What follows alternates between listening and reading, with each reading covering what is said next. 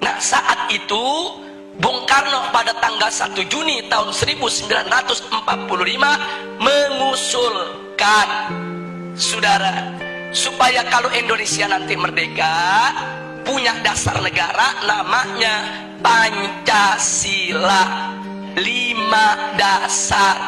Sila pertama, Bung Karno mengusulkan peri kemanusiaan, kemudian peri kebangsaan, sedangkan peri ketuhanan diletakkan di sila yang kelima, sila terakhir. Ini ditolak oleh ulama, saudara. Kiai Haji Wahid Hasyim menolak, Kiai Haji Abdul Qahar Mudzakkir menolak, Kiai Haji Agus Salim menolak. Kenapa mereka menolak? Enggak pantas ketuhanan ditaruh di sila terakhir. Enggak boleh sila ketuhanan diletakkan pada sila buntut. Ini fakta sejarah. Karena itu para ulama kita berjuang dalam forum BPPKI supaya ketuhanan naik menjadi sila yang pertama. Lalu setelah terjadi perdebatan sengit, pada tanggal 22 Juni 1945 disepakati oleh NU, Muhammadiyah, Sarekat Islam, oleh Bung Karno, Bung Hatta, Bung Yamin, semua sepakat. Apa yang mereka sepakati, saudara? Bahwa Pancasila, satu, ketuhanan dengan kewajiban menjalankan syariat Islam bagi pemeluk-pemeluknya. Dua, kemanusiaan yang adil dan beradab. Tiga, persatuan Indonesia. Empat, kerakyatan yang dipimpin oleh hikmat kebijaksanaan dalam permusyawaratan perwakilan. Lima, keadilan sosial bagi seluruh rakyat Indonesia. Ini sepakat, Bung Karno ikut tanda tangan, saudara. Jadi artinya mereka sepakat. Ini kan 22 Juni belum merdeka nih kita. 22 Juni 1945 ini sebelum merdeka. Jadi semua sepakat kalau nanti kita merdeka, inilah dasar negara kita.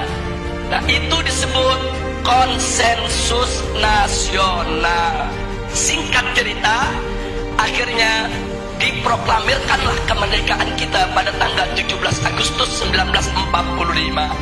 Begitu diproklamirkan, maka mulai saat itu dasar negara kita adalah Piagam Jakarta 22 Juni 1945 yang tadi sudah disepakati.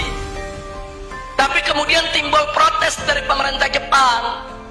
Jepang nggak terima. Kenapa ada kata-kata syariat Islam di bagian pertama? Alasan Jepang, orang-orang Kristen di Indonesia Timur protes. Kalau pakai syariat Islam mereka nggak masuk negara Indonesia. Saudara, akhirnya Bung Karno dan Bung Hatta ditekan supaya menghapuskan kata syariat tersebut. Tanggal 17 setelah proklamir kemerdekaan.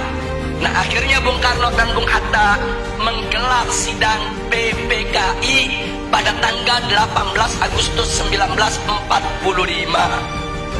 Nah, dalam sidang tersebut Kiai Haji Wahid Hasyim tidak hadir karena sudah perjalanan pulang dari Jakarta ke Surabaya. Kiai Haji Abdul Qahar Mudzakkir dari Muhammadiyah tidak diundang. Nah, kemudian Kiai Haji Agus Salim dari Sarekat Islam tidak diundang. Ada apa kiai-kiai kita tidak diundang, saudara?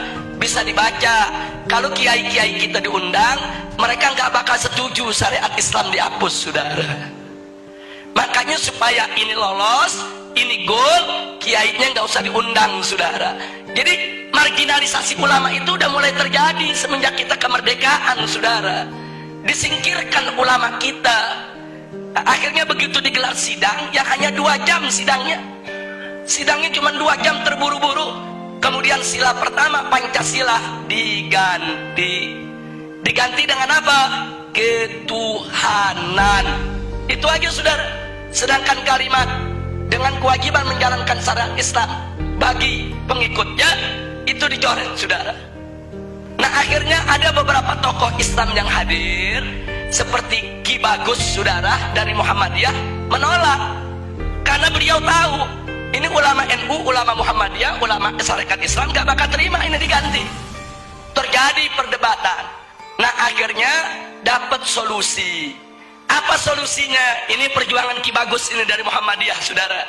Solusinya ya sudahlah, syariat dihapus nggak apa-apa. tapi tolong diganti dengan Yang Maha Esa. Dan Bung Karno setuju, saudara.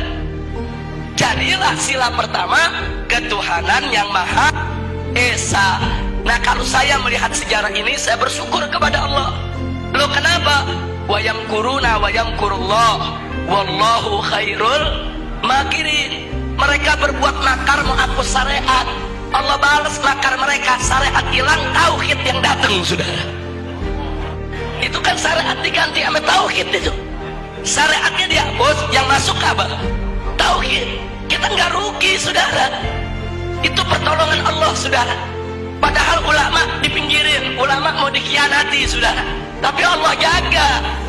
Nah, oleh karenanya sampai hari ini ulama-ulama NU, ulama-ulama Muhammadiyah nggak pernah punya masalah dengan Pancasila, saudara.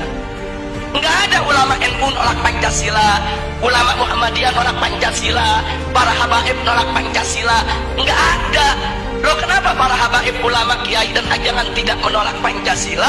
Karena mereka tahu Pancasila adalah ijtihad ulama, karya ulama. Nah, itu yang ingin saya garis bawahi, saudara. Jadi jangan sekali-kali menuduh ulama ini anti Pancasila. Mereka yang buat kok, mereka yang rumuskan kok, saudara.